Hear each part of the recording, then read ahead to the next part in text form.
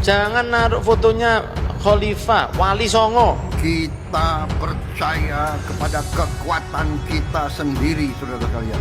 NU masih hidup. Masih udah. Kau tidak boleh mengabdi kepada segelintir orang. Apalagi kau membela antek-antek asing. Jangan beli kaos, jangan beli lukisan Wali Songo, jangan dibeli yang seperti itu. Kalau misalnya jaringan beli fotonya Habib Umar bin Hafid, Kita tidak akan pernah berlutut. Kita tidak akan pernah mengemis. Anak besok mau beli kopiahnya NU besok, Beb. Nah itu Bib, itu. Tuh, kalau sudah bila kopi NU antum, langsung antum ke Jawa Timur, Jawa Tengah, Madura, Situbondo, Bondowoso sama antum semua. Kita akan berdiri di atas kaki kita sendiri. Habib Smith saat ini akan berangkat ke Malang saat ini juga. Tapi belum tentu mereka mikirin kita kok. Ya kan? Kalau pasti Khalifah, pasti semuanya. Jangan cuma Minta kasihan orang. Sunan Bonang harus ketika ada yang mendukung untuk segera dieksekusi, ya, dengan harus pakai. Saya juga ikut bangkit dengan cara masing-masing, tapi nanti titik temunya sama. Kemarin kan Gus Muafik kan ya sudah survei kan. Saya pertama kali yang survei ke sana malah langsung. Jadi mau ngeles seperti apa tetap tidak akan pernah bisa. Tidak akan pernah bisa, karena pada generasi ketiga Habaib Alawi yang ada di Indonesia ini lali akan leluhurnya. Leluhurnya datang dulu dari Hadramaut ke sini mulai abad 18 itu pertama, ya, gelombang pertama. Aslinya 19 itu secara besar-besarannya sampai abad 20 awal sebelum kita merdeka. Sudah kami sampaikan di postingan yang sore tadi, ya. Pak Alawi datang ke Indonesia, ke Nusantara ini untuk mencari harta dan kehidupan yang lebih layak daripada di sana. Lebih dari separuhnya itu, ya, ada di sini, tidak membawa wanitanya. Tapi setelah lama sukses, setelah lolosnya umat Islam Indonesia ini, lugu-lugu, lucu-lucu, mudah dibodohi, dengan berjubah, ngaku cucu Nabi, sudah tidak merdeka lagi, ya, sudah takluk tunduk tanpa mampu bisa membuat perisai atau benteng diri, ya. Jadi sudah merdeka lagi. Jadi Muhyiddin itu tidak merdeka dalam berpikir dan bertindaknya.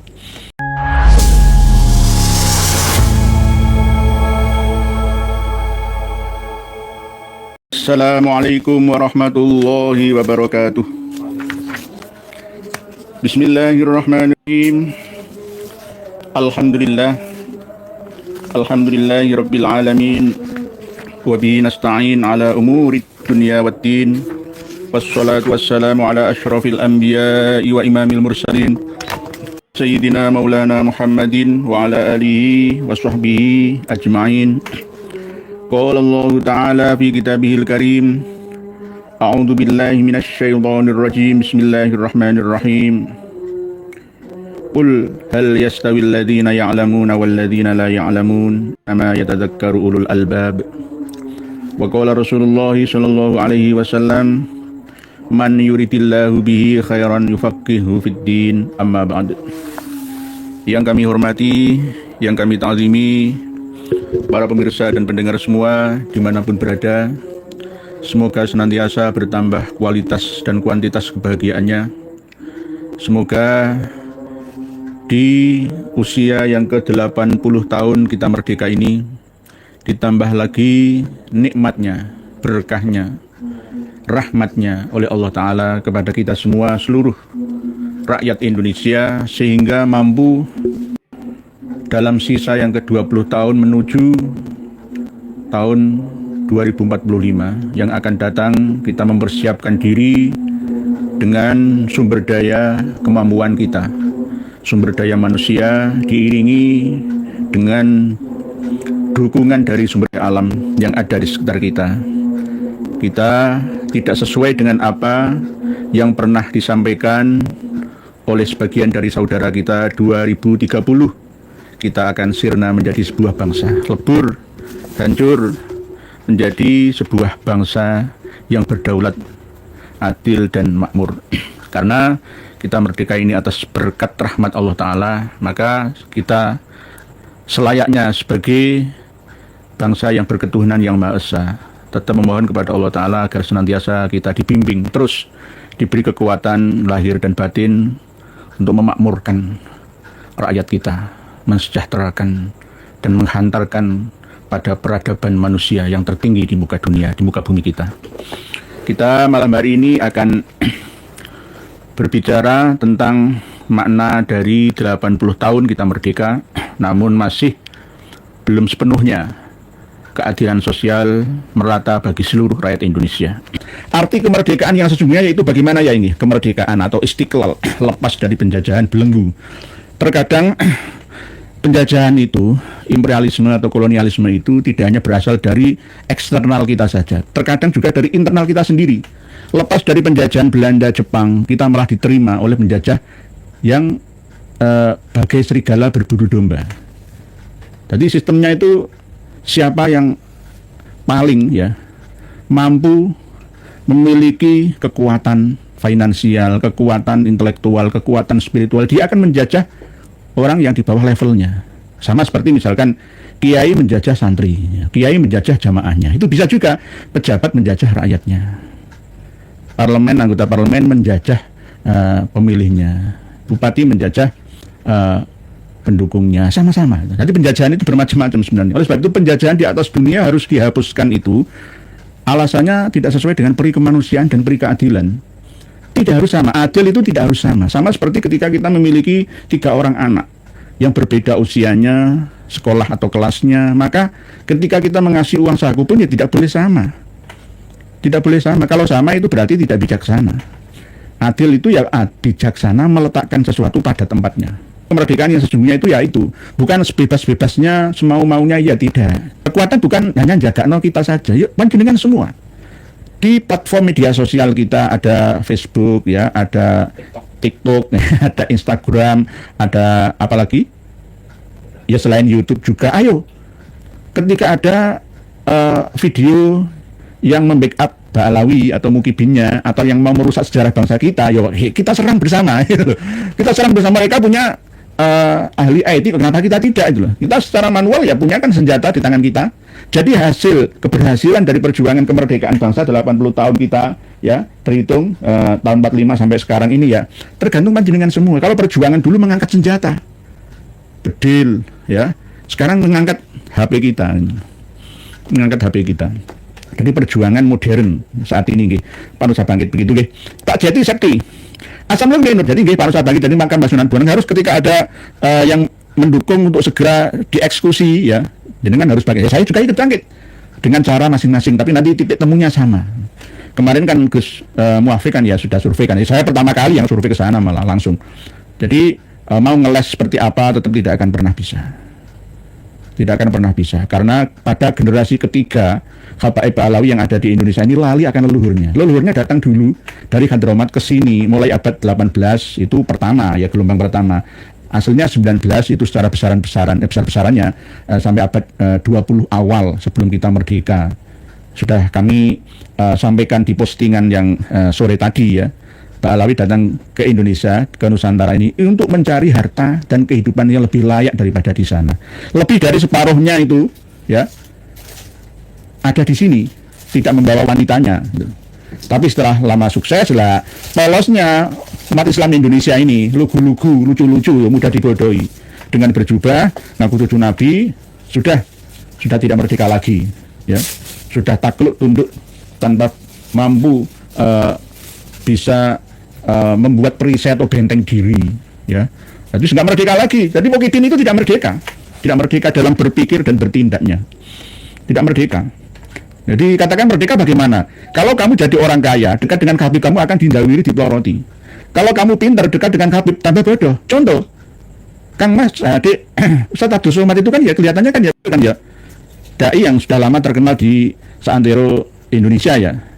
Tapi ketika mengatakan selamat atas terbentuknya Jatma Aswaja Maulana Habib Lutfi bin, ya gara-gara sudah di-BA, dicekel-cek, dipegang ini, langsung sekelas Dek Ustaz Abdul Somad saja bisa kalah kok.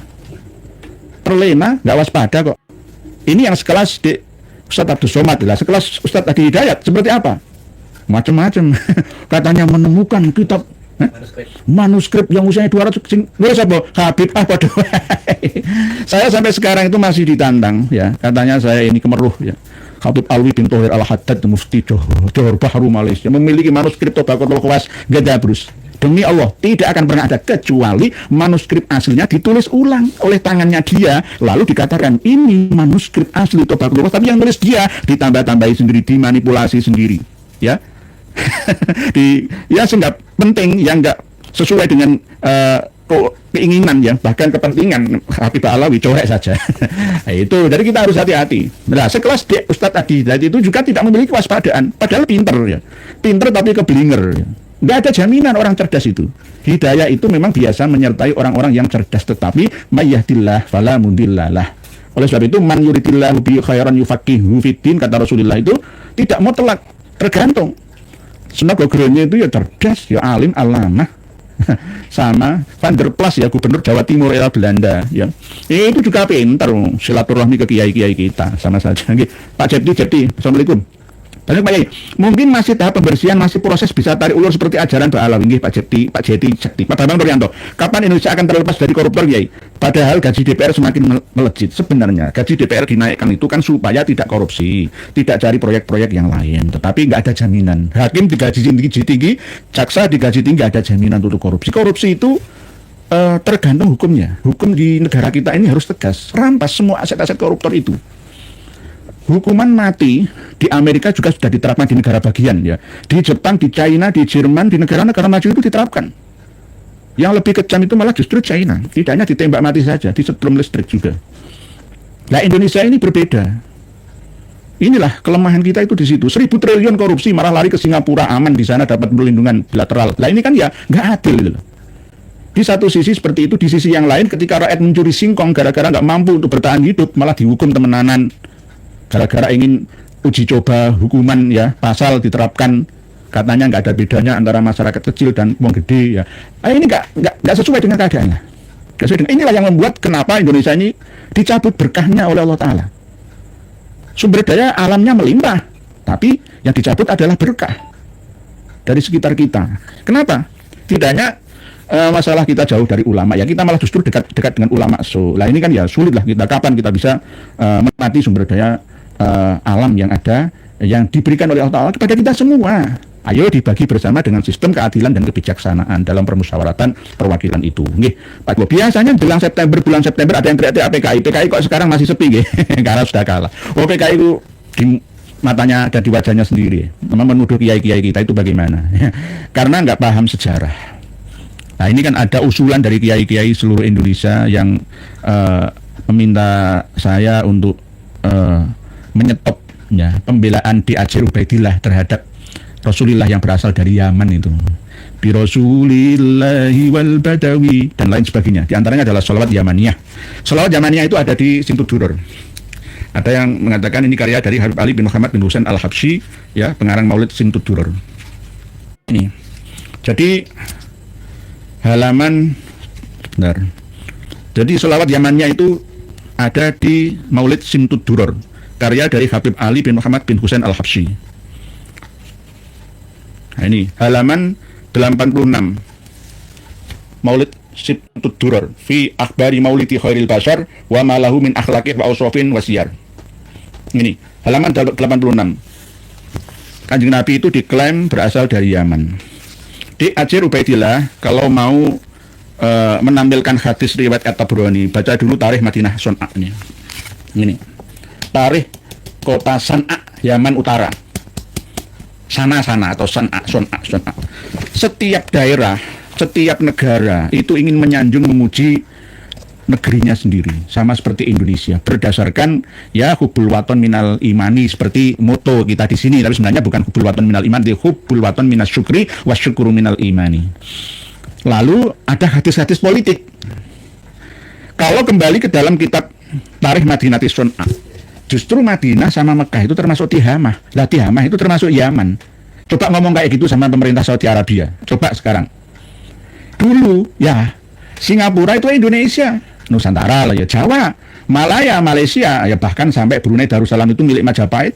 sampai Sulu Filipina itu juga harusnya ikut Nusantara, bahkan sampai Patani, sampai Thailand sana, sampai Kamboja itu seharusnya ikut Majapahit. Coba sekarang ngaku kayak gitu. Oleh sebab itu setiap daerah, apalagi Yaman ya, Yaman itu sejak sebelum Rasulullah dilahirkan itu sudah ingin menguasai jalur perdagangan, mulai dari ya San'a ya sampai ke Tihamah itu pinggir pantai menuju ke arah Mesopotamia, menuju ke arah Mediterania, sampai ke Eropa, sampai ke Mesir ya, sampai ke Timur Tengah, sampai ke Gaza, Yordania sana. Itu jalur perdagangan yang akan dikuasai oleh Abraha. Nanti Abraha itu ya Al-Habsyi ya orang Yaman sama. San'a membuat tandingan gereja untuk mengalihkan kiblatnya umat agama tauhid di sana. Raja Abraha. Setelah Abraha ada lagi namanya Aswad Al-Unsi. Itu seorang dukun yang ngaku menjadi nabi nandingi kanjeng nabi kita. Kalau di Yamamah ada Musailimah Al-Kadzab sama. Musailimah Al-Kadzab dengan Aswad Al-Unsi itu Al-Kadzab sama saja. Tapi kalau Al-Aswad, nah Aswad Al-Unsi ya ini orang Yaman asli. Ya seorang dukun. Dan terulang terus sampai sekarang ya, sampai sekarang. Oleh sebab itu negara-negara yang ada di Jazirah Arab dulu itu perang terus antara sama suku. Nah, coba saya mentahkan sekarang. Kalau kita belajar ya, kita seorang ulama. Ulama itu harus memiliki Alkitab ini loh. Bible ini harus punya. Ulama itu harus punya. Walaupun tidak dijalankan ajarannya, tetapi ada sejarah yang perlu dipertimbangkan, disesuaikan dengan sejarah-sejarah kita. Selama ini yang dijadikan dasar bahwa kanjeng Nabi Muhammad itu orang Yaman itu kan gara-gara istrinya Nabi Ismail dari wanita Bani Jurhum itu, Jurhum bin Qahton ya. Lalu mengatakan bahwa karena keturunan Ismail itu musta'ribah, kalau Arab asli itu ya Al-Qahtani gitu. Yang akhirnya berdasarkan itu istrinya Ismail bin Ibrahim itu memiliki anak 12 yang akhirnya menjadi raja pemimpin. Salah itu. Salah. Istrinya Nabi Ismail yang berasal dari Bani Jurhum itu dicerai gara-gara kurang terima wani karo suaminya. Nabi Ismail diwaneni lah ya. Bahasanya itu gantilah ya. Palang pintu atau ini loh, berdasar pintumu itu kan bahasa kiasan. Oleh Nabi Ibrahim perintah ke Ismail, gak taat lah, kurang terima, gak sabaran. Akhirnya dicarikanlah ganti istri Nabi Ismail dari wanita Mesir. Jadi istri Nabi Ismail itu bukan dari suku Jurhum, itu yang pertama dicerai, gak punya anak. Tapi sejarah berkata lain. Orang-orang Yaman itu membuat sejarah sendiri. Bahkan ada kitabnya juga. Kalau nggak percaya coba, ya. Coba di kitab Kejadian ini loh, Bible. Ini kan nggak masalah akidah, ini masalah sejarah. Ya. Coba dibuka kitab Kejadian. Nah ini Kejadian 21. Ya, ini halaman 28 kalau halamannya. Okay. Abraham mengusir Hagar dan Ismail. Di ayat 21-nya. Maka tinggallah ia di padang gurun Paran. Padang gurun Paran itu Hijaz sekarang. Dan ibunya mengambil seorang istri baginya dari tanah Mesir, bukan dari suku Jurhum yang ikut mendiami di sekitar Baitullah, sekitar sumur Zamzam itu. Tidak, itu dicerai nggak punya anak. Nah, kitab Kejadian 21 ini ya, dibandingkan lagi sama halaman kita Kejadian 24. Kita Kejadian 24 ya, ayat 12 sampai ayat 25 saja. 25 ayat 12 sampai 8. Inilah keturunan Ismail, anak Abraham, yang telah dilahirkan baginya oleh Hagar. Hagar itu Hajar, perempuan Mesir, hamba Sarah atau itu. Inilah anak-anak Ismail, disebutkan menurut urutan lahirnya, yaitu Nebayot, anak sulung Ismail, Nebayot namanya. Selanjutnya Kedar lah. Kedar inilah yang menurunkan Kusai sampai ke Quraisy. Kanjeng Nabi itu suku Quraisy. Suku Quraisy itu berasal dari Nabi Ismail, ya, yang memiliki anak bernama Qaidar atau Kedar atau Aqdar. Menurunkan sampai Abdul Muthalib, sampai Abdullah, sampai Rasulullah. Jadi tidak ada hubungannya dengan Yaman. Jadi harus punya. Jadi Aqdar, Kedar, Abdel, Mibsam, Misma, Buma, Masa, Haddad. Ada Haddad juga malah. Haddad ini nanya Ismail, Tema, Yetur, Nafis, dan Ketma. Itulah anak-anak Ismail, dan itulah nama-nama mereka menurut kampung mereka dan menurut perkemahan mereka. 12 orang raja. Ya karena memang istrinya Nabi Ismail yang berasal dari Mesir itu ya termasuk orang ningrat. Siti Hajar itu ya berasal dari Mesir juga. Yang dari suku Jurhum itu dicerai. Jadi ada dua di sini yang menyebutkan bahwa istrinya Nabi Ismail itu dari Mesir, bukan dari suku Jurhum. Nah, suku Jurhum berasal dari Yaman, Bani Qahton, Jurhum bin Qahton. Kahtan. Jadi tolong ya, ulama-ulama kita itu harus luas literasi referensinya, khususnya di Ajur Ubaidillah. Nek ngomong aja kayak muruh, kayak madu manis seperti itu, tapi kumuh, nggak ada gunanya. Kalau mencari hadisnya ana rajulun yamaniyun, nah itu nanti hubungkan dengan hadis walaupun sikot perawinya, tapi apakah sahih atau hasan derajatnya. Ada hadis macam-macam. Kalau buat hadis sendiri saya bisa. Kanjeng Nabi itu keturunan Jawa Nusantara. Nabi Ibrahim itu orang asli Nusantara. Saya bisa mengatakan seperti itu karena saya bisa membuat sejarah sendiri. Nabi Nuh itu aslinya Nusantara.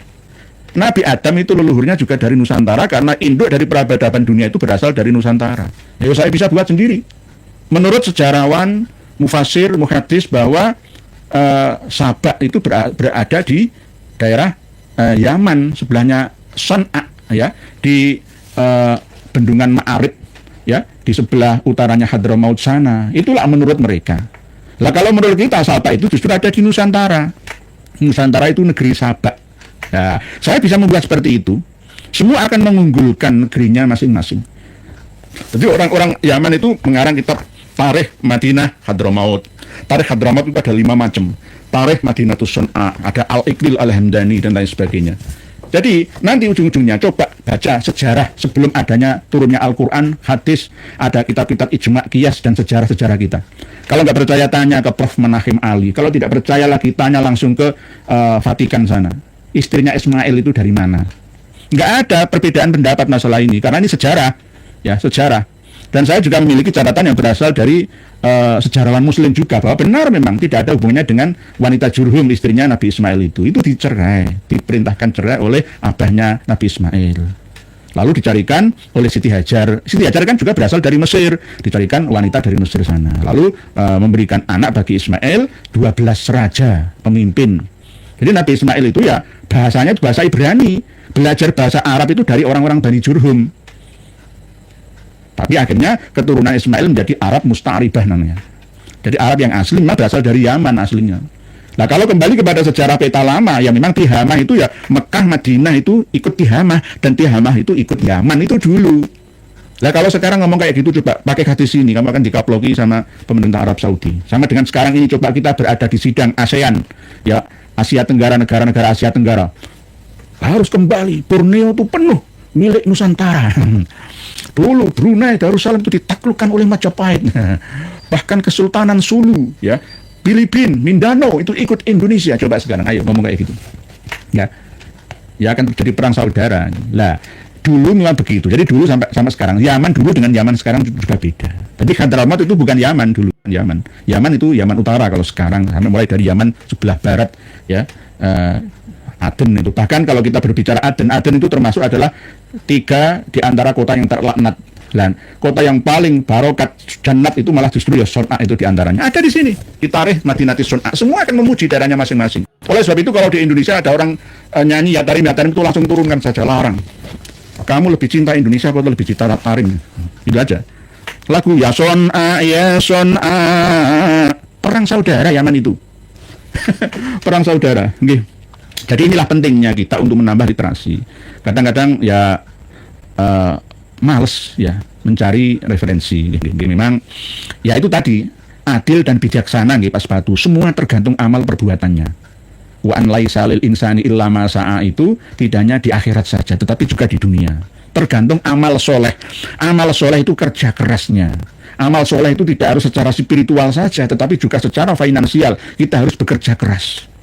Oleh sebab itu kenapa kok saya seringkali meluruskan pemahamannya mukibin yang masih cinta dengan habaibnya. Karena apa? Mereka tidak cinta dunia tapi malah menipu orang yang memiliki harta.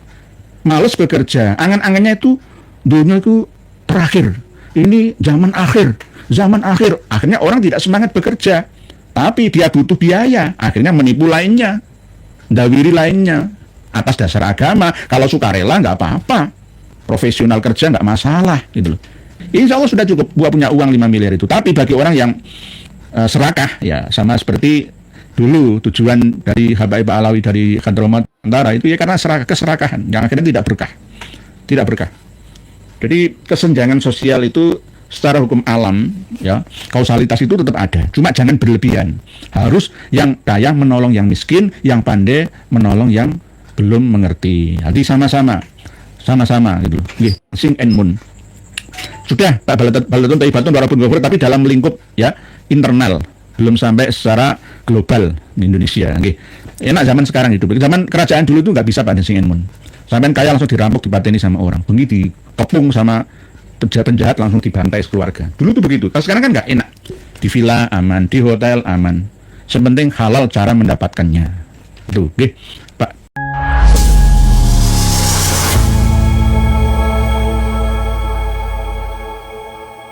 Wah, sungguh luar biasa penjelasan dari Kiai Nur Ihya tentang beberapa hal, terutama terkait sejarah-sejarah yang dibelokkan oleh klan Ba'alawi. Terutama yang baru-baru ini tentang Sunan Bonang yang diklaim oleh Husin Ba'agil yang menganggap Sunan Bonang termasuk keturunan Ba'alawi. Terima kasih kepada Kiai Nur Ihya bisa selalu memberikan pencerahan kepada kita agar kita tidak terdoktrin oleh khurafat kabib-kabib yang ada di Indonesia. Bagaimana menurut pendapat teman-teman semua? Silahkan lanjut di kolom komentar. Kita jumpa lagi di video selanjutnya. Assalamualaikum warahmatullahi wabarakatuh.